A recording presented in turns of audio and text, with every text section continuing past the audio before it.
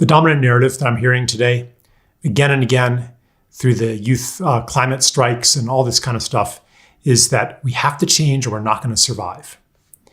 We've already overshot the ability of the Earth's ecosystems to support human civilization, and we better do something about that right away, or we're going to have catastrophe, massive population collapse, maybe even human extinction.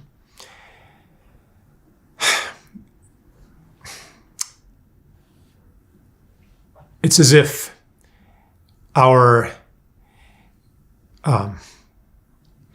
the crisis is going to save us from ourselves, as if we're going to have to change right now.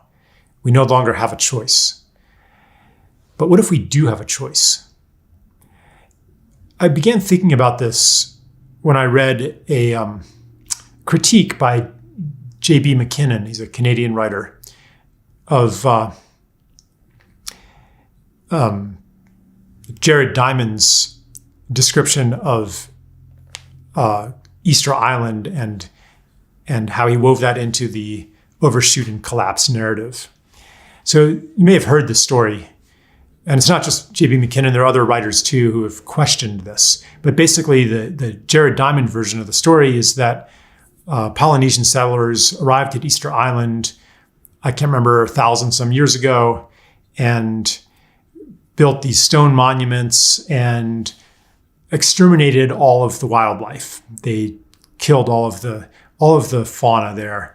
And by the time that they had a big population boom, but then because they destroyed the ecological basis of their civilization and cut down all the trees and basically made the whole place into a barren wasteland, by the time they were discovered by Captain Cook in the 18th century, their population had dropped again all the way down to a couple thousand, and they were living a meager, bare existence on rat meat, which was basically the only animal left, and these gardens that they eked out amidst the volcanic rocks. And it's an object lesson for us with our monuments and using up all of our natural wealth for a temporary population surge and a temporarily grand civilization soon to collapse into bare subsistence.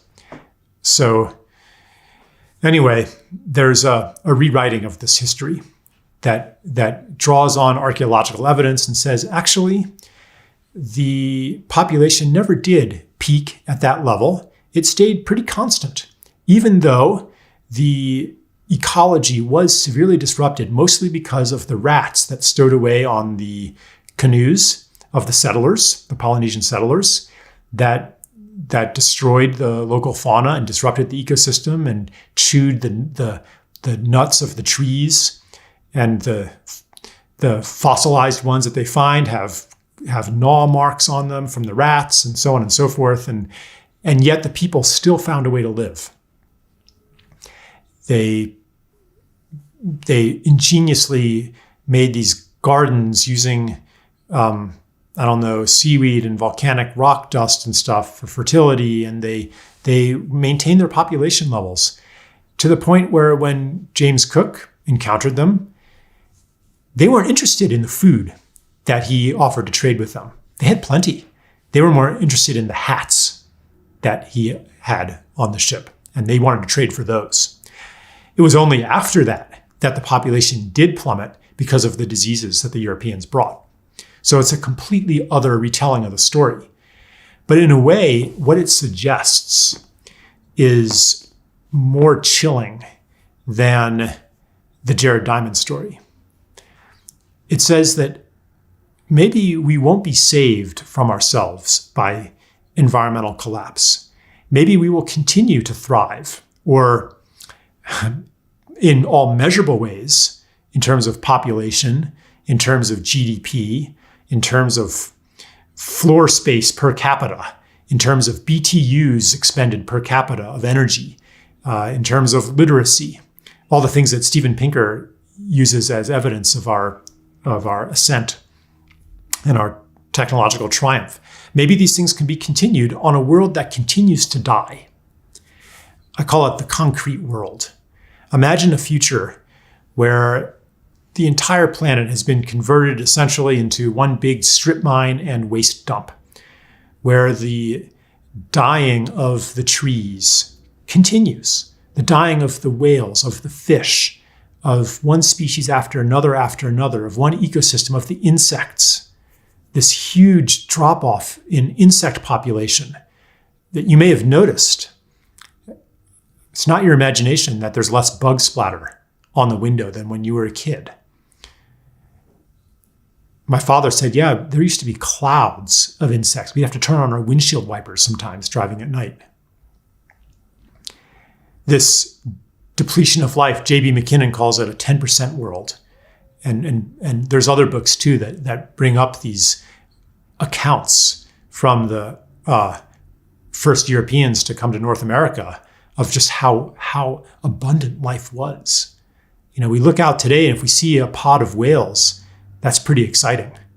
But there are accounts of looking out and seeing thousands of whales whose spume filled the air with mist, of oysters a foot across in the Chesapeake Bay, of going fishing by putting a bare hook and you'd catch a fish in seconds, like scooping your hat in there and you have a meal, like that amount of wealth, of horses going through the brush and their bellies stained with the berries. So a 10% world. And what if a 10% world becomes a 1% world in another few hundred years? And we continue to survive on a concrete world, substituting for all that's lost with technological substitutes, making oxygen maybe with vats of algae or something like that, drawing down the carbon to maintain atmospheric equilibrium with machines, enclosing our cities in bubbles. We're already kind of doing that. Everybody's house is climate controlled and getting air filters and stuff like that and water filters. Like, what if we could survive in a totally poisoned world if we have the right filters? If we have the hydroponic factories to make the food or vat-grown meat? And maybe we just leave Earth behind and go off into space. What if we could do that? What's going to stop us? This is the more important question. What's going to stop us from doing that? Because in fact, we have been walking down that path for a very long time. What's going to stop us from taking another step and another step and another step down that path? Now, I'm not saying that we could do that we could become independent of the ecology. But so far, we've been doing a pretty good job of it. Population, longevity, GDP, literacy, all of these things have stayed steady or increased, even as life has declined.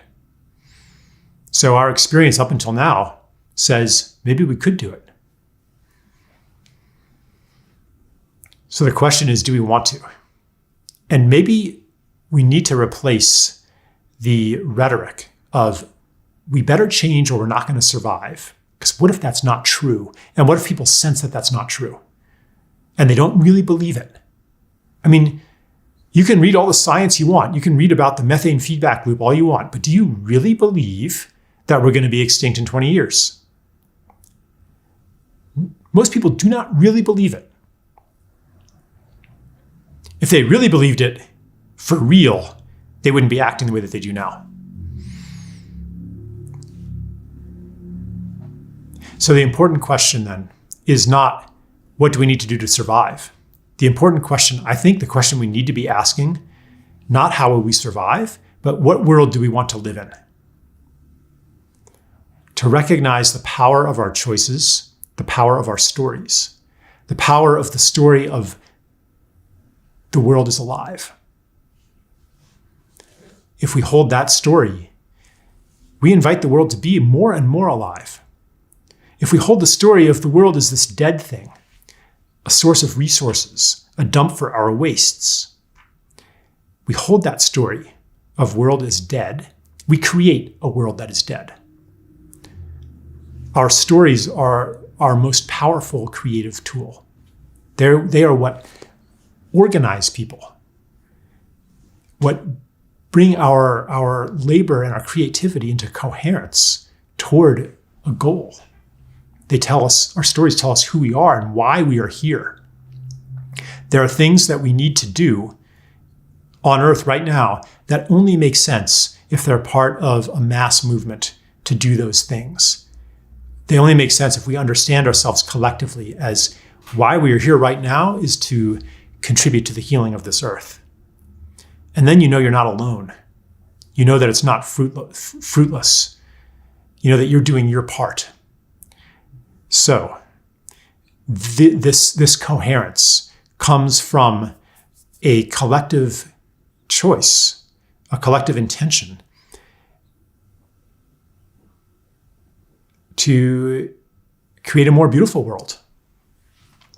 It comes from the question, what world do we want to live in? A living world or a dead world? Do we want the concrete world where nature is dead, but it's okay because we have VR that with content-rich experiences and high-resolution digital displays of those nature scenes? Is that what we want? Maybe we can make it. Maybe we can do that. Do we want to do that? This is the question. Who are we? Why are we here? What world do we want to create? I think that both futures are possible. I can see them. I can see the concrete world, scarred and ruined. And I can see a more beautiful world, a flourishing world, where the deserts are greening and the species are coming back and the oceans are full of fish and flocks of birds cover the sky. I can see that world and humans living peacefully on it. You can feel it too.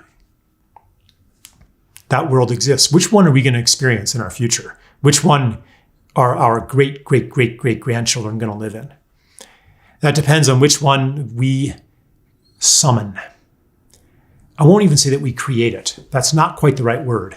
It's that we come into alignment with that future. It's as if many possible worlds exist already in a quantum superposition of timelines. And the timeline that we orient toward through our choices, that's the one that we walk. That's the one that we arrive at eventually.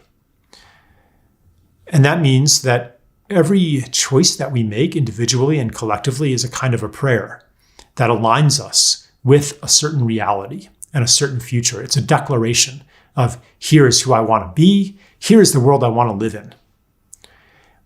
We may not understand on a pragmatic level how that choice is actually going to change things. How taking care of that puppy is going to bring about a more beautiful world, for example.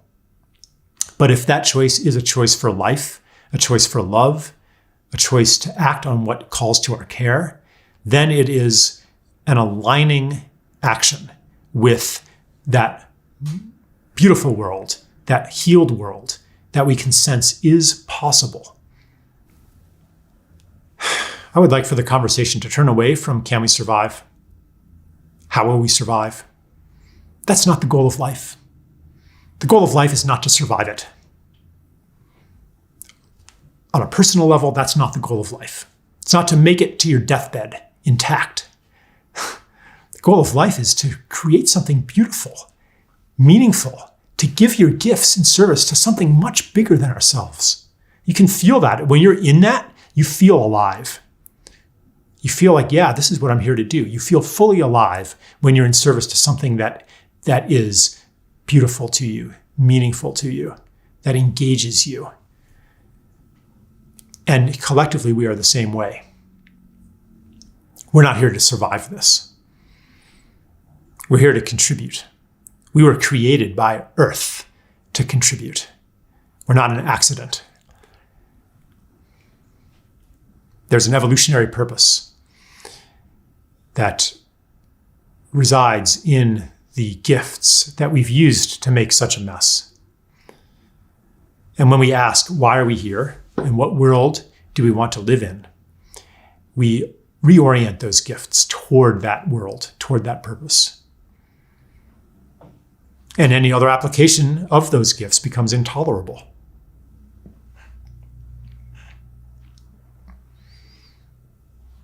And it's so much more empowering to say, what world do we choose? Rather than, how do we make it? How do we survive? That's the mindset that's gotten us into trouble. How do we make sure that humanity makes it? Seeing the world as an instrument of some narrow conception of human well-being, which in this day and age has translated into more and more stuff. When human well-being is denominated in terms of money or other measurables, it leaves out the bigger picture. It leaves out what larger thing that we could be part of. And it also leaves out what actually constitutes human well-being. These things that we can measure are in large part compensations for what makes people happy. There's a limit to how much we can eat, a limit to how much we can grow. And we're still kind of caught in the growth phase. But growth is supposed to end. And another kind of development begins with the end of growth. That other kind of development is growing into our adulthood. It's our maturation, which is identical to saying, or to following the question, why am I here? It happens with adolescence too. The young man or the young woman wants to know why they're here. It's not good enough just to make a living and to survive. The purpose of the ecological crisis will only be fulfilled when it has brought us to ask those questions. Until then, it will not go away. We will make no progress, and the earth will spiral closer and closer toward the concrete world. It's only when we embrace our participation in life and understand that life exists for the purpose of life, to make the universe more and more alive. Only then will we make the earth more and more alive.